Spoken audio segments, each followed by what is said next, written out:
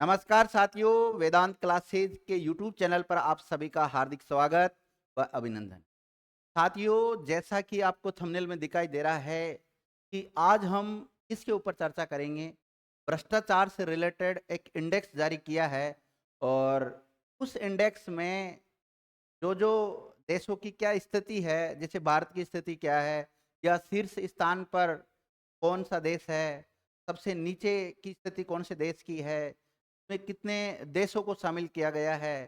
साथ ही में देखेंगे कि भ्रष्टाचार से रिलेटेड ये जो इंडेक्स जारी किया है, ये किसके द्वारा जारी किया गया है, ठीक है, वो कौन सी संस्था है जो इसको जारी करती है, उसके बारे में भी कुछ स्टैटिक पॉइंट है, उनको जान लेंगे।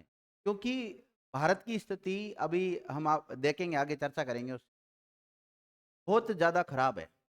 भारत में करप्शन बहुत ज़्यादा है, क्योंकि आप किसी भी डिपार्टमेंट में जाओगे, वहाँ पे बिना करप्शन के काम होता ही नहीं है। हालाँकि देखिए, मैं खुद एक सरकारी कर्मचारी हूँ, ये बोलना थोड़ा सही नहीं रहता है, लेकिन फिर भी मैंने देखा है कई विभाग में बहुत ज़्यादा करप्शन होता है। किसी भी प्रॉपर विभाग का मैं नाम नहीं ले सकता, बाकी मैंने देखा है कि करप्शन होता है। और करप्शन जब होता है तो उनको पकड़ने के लिए, उनके खिलाफ विधिक कार्रवाई करने के लिए कई संस्था भी बना रखी है, वो संस्था उनके खिलाफ कार्रवाई करती है। लेकिन कई बार जो संस्थाएँ काम करती है, करप्शन वालों को पकड़ने के लिए, कई बार वो भी खुद भी पकड़ में आ जाते हैं। तो इसका मतलब उसमें भी करप्शन है। तो अभी एक संस्था है, उसके द्वारा ये रिपोर्ट जारी की गई है और इस संस्था का नाम है ट्रांसपेरेंसी इंटरनेशनल, जो कि एक गैर सरकारी संगठन है। इसके द्वारा गैर लाभकारी संगठन है, गैर उसको हम ये कह सकते हैं एक प्रकार से सरकारी संस्था नहीं है जिसके द्वारा ये आंकड़े जारी किए गए हैं। तो इस संस्था ने बिल्कुल निष्पक्ष रूप से अपनी ये रिपोर्ट जारी की है, इंडेक्स जारी किया है। तो इंडेक्स का नाम याद रखना, तो सबसे पहले तो आप एक काम कर लेना, अपने जो नोट्स है वो बना लेना, क्योंकि अपनी मुख्य बात तो यह है कि एग्जाम में किस टाइप के यहाँ से सवाल बनेंगे। तो एग्जाम में जो सवाल बनते हैं वो देखेंगे सबसे पहले। तो इस इंडेक्स का नाम है भ्रष्टाचार धारणा सूचकांक 2024। इसको शॉर्ट में सीपीआई भी कहते हैं। क्या कहते हैं? सीपीआई 2024। हालांकि ये जारी 2025 में किया है, लेकिन इसका टाइटल क्या रहेगा? 2024 ही रहने वाला है, ध्यान रखना। तो करप्शन परसेप्शन इंडेक्स 2024 इसका नाम है, शॉर्ट में इसको सीपीआई लिखेंगे हम। आगे भी अगर कहीं पे सीपीआई आता है तो उसका मतलब आप यही समझना, भ्रष्टाचार जो धारण सूचकांक है, इसके बारे में हम चर्चा कर रहे हैं। इसको देखो जारी किसके द्वारा किया गया है। ये जो इंडेक्स जारी हुआ है, तो इसको इंडेक्स को जारी किया है ट्रांसपेरेंसी इंटरनेशनल के द्वारा इसको जारी किया गया है, जो कि एक अंतर्राष्ट्रीय गैर सरकारी संस्था है और गैर पक्षपाती संस्था है और गैर लाभकारी संस्था है। ट्रांसपेरेंसी इंटरनेशनल जो संस्था है वो कैसी संस्था है? गैर सरकारी संस्था है, ध्यान रखना, जिसकी स्थापना 1993 में हुई थी और भ्रष्टाचार के निवारण आदि पर ध्यान केंद्रित करती है। और ये संस्था प्रत्येक वर्ष एक रिपोर्ट निकालती है। देखिए, ये जो इंडेक्स जारी होता है, भ्रष्टाचार धारणा इंडेक्स जो जारी होता है, ये प्रत्येक साल होता है और इसको निकालने वाली संस्था कौन सी है? ट्रांसपेरेंसी है। और जिसमें विश्व के विभिन्न देशों में भ्रष्टाचार स्थिति का मूल्यांकन होता है। ट्रांसपेरेंसी इंटरनेशनल का अंतर्राष्ट्रीय अगर इसका मुख्यालय देखें तो जर्मनी में है। कहाँ पर है विद्यार्थियों? जर्मनी में। और जर्मनी में भी कहाँ पर है? जर्मनी तो एक देश है, जर्मनी की राजधानी बर्लिन, वहां पर इसका हेडक्वार्टर है। तो मैंने दोनों के बारे में चर्चा करेंगे, क्योंकि ये संस्था इसको जारी करती है, ट्रांसपेरेंसी इंटरनेशनल।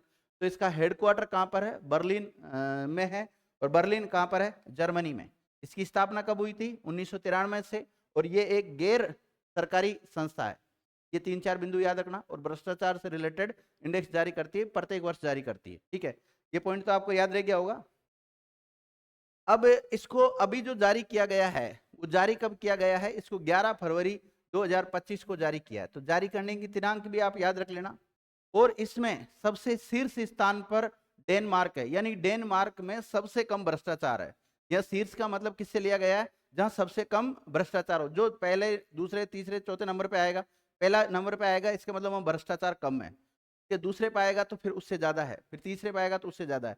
जैसे जैसे उस देश का क्रमांक बढ़ता जाएगा, उसका विद्यार्थियों एक प्रकार से हम ये कह सकते हैं कि भ्रष्टाचार का लेवल बढ़ता जाएगा। इस इंडेक्स को आगे हम देखेंगे। और सबसे ज्यादा जो इसमें भ्रष्टाचार की बात की गई है, तो दक्षिणी सूडान में। कहां पर है? सबसे ज्यादा करप्शन दक्षिण सूडान में है। और सबसे कम करप्शन कहां पर है? डेनमार्क में। कहां पर है? डेनमार्क में। इस इंडेक्स में 180 देशों को शामिल किया गया है। कितने देशों को शामिल किया गया है? 180 देशों को शामिल किया गया है। आगे देखते हैं। भ्रष्टाचार धारणा सूचकांक सार्वजनिक क्षेत्र में भ्रष्टाचार का अग्रणी वैश्विक संकेतक है, जो 180 देशों के क्षेत्रों का वार्षिक तुलनात्मक स्थिति प्रदान करता है। रैंकिंग डेटा को 0 से 100 के पैमाने पर दर्शाया गया है। मतलब इसमें क्या किया गया है, आगे पैमाना दर्शा रखा है, उनको रैंकिंग दी गई है एक प्रकार से, मतलब पैमाना दिया गया है 0 से लेकर 100 तक। कितना? 100 तक। जिसके अंक जितने ज्यादा अधिक होंगे उतना ही वहां पे करप्शन कम होगा। देखिए, जिसके जितने ज्यादा अंक होंगे उसके वहां पर उतना ही करप्शन कम है, लेकिन जिसके जितने कम अंक होंगे वह करप्शन उतना ही ज्यादा है। जैसे माना कि अगर कहीं किसी का 5 है, किसी को 5 अंक प्राप्त हुए हैं तो इसका मतलब वहां पे करप्शन ज्यादा है, और किसी को 95 प्राप्त हुए हैं तो वहां पे करप्शन कम है। ध्यान रखना। रैंकिंग डेटा में 0 से लेकर 100 के पैमाने पर एक सूचकांक में परिवर्तित किया जाता है।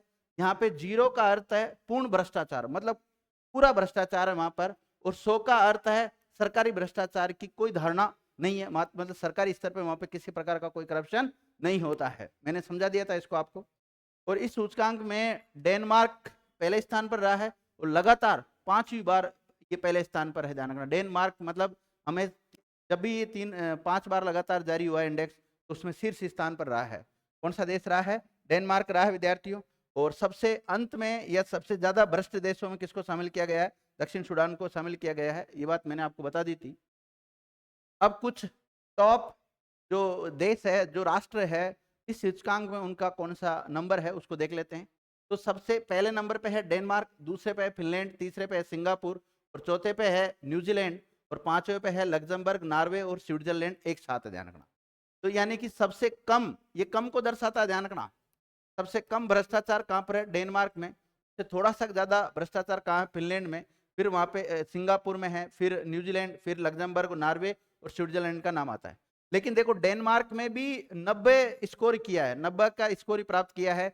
इसने भी 100 का स्कोर प्राप्त नहीं किया। अगर 100 का प्राप्त करता तो ये कह सकते थे यहाँ पे किसी प्रकार का कोई भ्रष्टाचार नहीं है। डेनमार्क में भी भ्रष्टाचार तो होता है, लेकिन 180 देशों की जो तुलना की गई है उसमें सबसे कम भ्रष्टाचार कहां पर होता है? डेनमार्क में होता है। फिर उसके बाद में फिनलैंड को जो स्कोर प्राप्त हुआ है वो 88 का प्राप्त हुआ है, दूसरी रैंक के साथ। और सिंगापुर की तीसरी रैंक है और 84 का स्कोर प्राप्त किया है इसने। और न्यूजीलैंड का चौथा नंबर है और 83 इसका स्कोर है। 81 स्कोर के साथ ये 3 देश एक साथ है, 5वें नंबर पर है लग्जमबर्ग, नॉर्वे और स्विट्जरलैंड। ये पता होना चाहिए। शीर्ष 5 ही पूछे जाते हैं, ज्यादा तो नहीं पूछे जाते। ऐसे तो 180 की लिस्ट बना लो, कोई मतलब नहीं है, क्योंकि एग्जाम की दृष्टि से भी पढ़ना जरूरी होता है। अगर सबसे लास्ट में देखें हम, तो लास्ट में किसका नंबर आता है? दक्षिणी सूडान का आता है, और दक्षिण सूडान का 180वां नंबर है। और इसको जो स्कोर प्राप्त हुआ है वो 8, कितना? 8 प्राप्त हुआ। मतलब पूर्णतः भी पूर्ण करप्शन भी नहीं है यहाँ पर, ये कह सकते हैं। मतलब कहीं ना कहीं तो ईमानदारी है थोड़ी बहुत। तो 8 का स्कोर प्राप्त हुआ है। फिर सोमालिया को हुआ 9 का स्कोर प्राप्त हुआ, जो कि 179 इसकी रैंक है। 178 उल्टा चल रहे हैं अब हम, उल्टा देखो, वेनेजुएला है 178 और इसका 10 का स्कोर इसको प्राप्त हुआ है। तो शीर्ष वाला देख लिया हमने। इसके अलावा निम्नस्थ जो राष्ट्र है उनको देख लिया। और देखते हैं इसमें भारत की क्या स्थिति, क्योंकि मेन तो हम भारत के स्टूडेंट है, भारत के लिए कंपटीशन की तैयारी करते हैं, तो यहाँ से भी सवाल बनने की पूरी पूरी संभावना हो जाती है। तो इस सूचकांक में जो भारत है उसको 38 का स्कोर प्राप्त हुआ है, 38 का। इस बार कौन सा प्राप्त हुआ है? 38 का स्कोर प्राप्त हुआ है, और 96वीं रैंक है। जैसे अगर यहाँ पे देखें हम, तो भारत की जो स्थिति है वो 96 नंबर पे है। भारत 180 में से कौन से नंबर पर है? 96 नंबर पर है। और भारत को जो स्कोर प्राप्त हुआ है वो 38वां रैंक, मतलब 38 स्कोर प्राप्त हुए हैं भारत को। ठीक है, तो भारत का नंबर कौन सा हो गया? 96 नंबर का हो गया विद्यार्थी, 96 रैंक पे। अगर पिछला देखें हम 2023 का अगर आंकड़ा उठा के देखें, तो भारत की स्थिति ये थी कि भारत का 39 स्कोर था और 93, यानी कि इस बार भारत में करप्शन बढ़ा है, घटा नहीं है। कई बार ये भी पूछ लिया जाता है 2023 की तुलना में 2024 का जो इंडेक्स हुआ है, इसका तुलनात्मक दृष्टि से अगर अध्ययन किया जाए तो पिछली बार की अपेक्षा इस बार भारत में करप्शन बढ़ा है, घटा नहीं है। और पिछली बार भारत का जो रैंक थी वो 93 थी, इस बार 96 हो गई है। पिछली बार भारत का जो स्कोर था वो 39 था, इस बार 38 है। कौन सा है? 38 है विद्यार्थियों। और इस बार जो 96वां स्थान प्राप्त किया है, पिछले 10 वर्षों का अगर रिकॉर्ड उठा के देखे तो सबसे खराब रैंकिंग रही है इस बार भारत की। यानी कि पिछले 10 सालों का भ्रष्टाचार को उठा के देखे इस इंडेक्स के अनुसार तो भारत में सबसे ज्यादा करप्शन हो रहा है वर्तमान समय में, इस इंडेक्स के अनुसार अगर हम ये कह सकते हैं। अब देखिए चक्कर ये पड़ता है कि हमेशा ये प्रवृत्ति रही है कि हम दुखी है कोई बात नहीं चलेगा, लेकिन हमारा पड़ोसी भी दुखी रहना चाहिए। हमारा पड़ोसी अगर सुखी है तो हमें बहुत ज्यादा दुख होता है। कई बार सुना है ना हमने कि पड़ोसी के सुख को देखकर हम ज्यादा दुखी हो जाते हैं, और पड़ोसी अगर दुखी है तो कोई फर्क नहीं पड़ता है। सामान्यतः आपने एक उदाहरण देखा होगा, जैसे अपने घर में लाइट चल जाती है, बड़ी टेंशन हो जाती है, और पड़ोस में भी अगर लाइट नहीं आ रही है तो हमें कोई टेंशन नहीं है, हम किसी को भी फोन नहीं करने वाले, ठीक है पड़ोस में भी नहीं आ रही, अपने भी नहीं आ रही, कोई दिक्कत नहीं। और अगर अपने लाइट नहीं आ रही, पड़ोस में लाइट आ रही है, तो बड़ी समस्या खड़ी हो जाती है, बहुत भयंकर दुखी हो जाते हैं। तो ऐसा ही यहाँ पर है। अब जो इंडेक्स जारी हुआ है ये, इस इंडेक्स में हमारे जो पड़ोसी देश है उनकी स्थिति देख लेते हैं। तो सूचकांक में भारत के पड़ोसी देशों की स्थिति क्या है? तो भारत के पड़ोसी देशों में जो भूटान है वो इस इंडेक्स में सबसे कम भ्रष्ट देशों में, मतलब भारत के जितने भी पड़ोसी देश है उनमें सबसे कम जो भ्रष्टाचार है वो यहाँ पर है भूटान में। कहाँ पर है? भूटान में सबसे ज्यादा सबसे कम करप्शन है। हालांकि जो भूटान है उसको जो स्कोर प्राप्त हुआ है विद्यार्थियों, वो भी कौन सा इसको स्कोर प्राप्त हुआ है? तो 72 नंबर का इसको स्कोर प्राप्त हुआ है, 18वीं रैंक है इसकी। और इस सूचकांक में भूटान और चीन में भारत से कम भ्रष्टाचार है, ध्यान रखना। ये देख लेते हैं हम, इसकी पूरा जो डाटा है वो देख लेते हैं कि भूटान को कौन सा 18वीं रैंक प्राप्त हुई है और स्कोर कौन सा भारत का 72 हुआ, ध्यान रखना। इसी प्रकार जो चाइना है, चाइना को 76वीं रैंक का ऑल ओवर, और इसका स्कोर है 73। कितना है? 73 है। और 96 नंबर किसका विद्यार्थी? 96 नंबर पे भारत है, और भारत का जो स्कोर है वो 38 है। मतलब भूटान की स्थिति में भारत की स्थिति बहुत खराब है। चाइना की स्थिति में भी भारत की स्थिति बहुत ज्यादा खराब है, क्योंकि भारत का स्कोर मात्र 38 ही है। इसके अलावा नेपाल का देखें तो ऑल ओवर रैंकिंग में 107वां नंबर है, और इसमें 34वीं रैंक हासिल, मतलब 34वां स्कोर प्राप्त किया इसने। और 121 पे श्रीलंका है 32 स्कोर के साथ, और पाकिस्तान 135 पे, और इसका स्कोर रहा है 27। और 151 पे बांग्लादेश है 23 स्कोर के साथ। आप इस टेबल को बना लेना ऐसे कैसे ही। और 165 नंबर पे है इसमें रैंकिंग में अफगानिस्तान, और 17 स्कोर हासिल किया है। और 168 पे है म्यांमार, और इसने 16 अंक ही हासिल किए, 16 का स्कोर इसने प्राप्त किया विद्यार्थियों। तो ये थे इसके हमारे पड़ोसी देशों के जो आंकड़े भ्रष्टाचार से रिलेटेड। यानी कि भारत की स्थिति चाइना और भूटान से भी खराब है, ठीक है, बाकी और देशों से अच्छी है।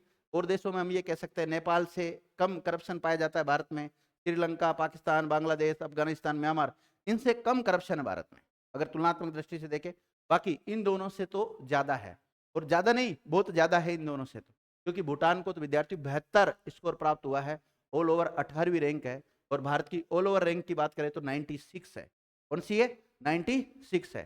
तो ये था जो इससे भ्रष्टाचार से रिलेटेड जो इंडेक्स जारी किया है। इस इंडेक्स के इंपोर्टेंट जो भी डाटा है इसको आप एक बार नोट कर लेना विद्यार्थियों। यहाँ से सवाल बनने की पूरी संभावना है।